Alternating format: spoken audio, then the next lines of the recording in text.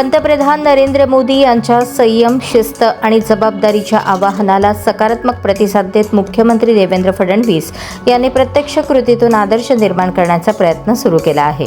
केवळ आवाहने न करता स्वतःच्या कामकाजातून संदेश देण्याची भूमिका त्यांनी घेतल्याचे दिसून येत आहे. मुख्यमंत्री फडणवीस यांनी स्वतःच्या ताफ्यातील वाहनांची संख्या कमी करण्याचा निर्णय घेतला असून खासगी विमान प्रवास टाळण्यावर भर दिला आहे. यासोबतच मंत्र्यांचे आणि वरिष्ठ अधिकाऱ्यांचे परदेश दौरेही मर्यादित ठेवण्याच्या सूचना देण्यात आल्याची माहिती आहे. खर्चात काटकसर आणि प्रशासनात शिस्त या दुहेरी उद्दिष्टांवर सरकारचा भर असल्याचे या निर्णयांमधून स्पष्ट होत आहे. दरम्यान मुंबई ते शिर्डी हा प्रवास मुख्यमंत्री फडणवीस यांच्या वंदे भारत रेल्वेतून केला. प्रवासादरम्यान त्यांनी कार्यालयीन कामकाजही पूर्ण केल्याने वेळेचे नियोजन आणि कार्यपद्धतीबाबत त्यांनी वेगळा संदेश दिला.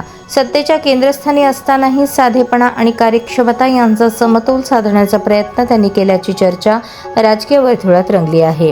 राज्यात आर्थिक शिस्त, अनावश्यक खर्चाला लगाम आणि जबाबदार प्रशासन या मुद्द्यांवर सरकारकडून सातत्याने भर दिला जात असताना मुख्यमंत्री फडणवीस यांच्या या कृतीतून नेतृत्वातून संदेश म्हणून पाहिले जात आहे.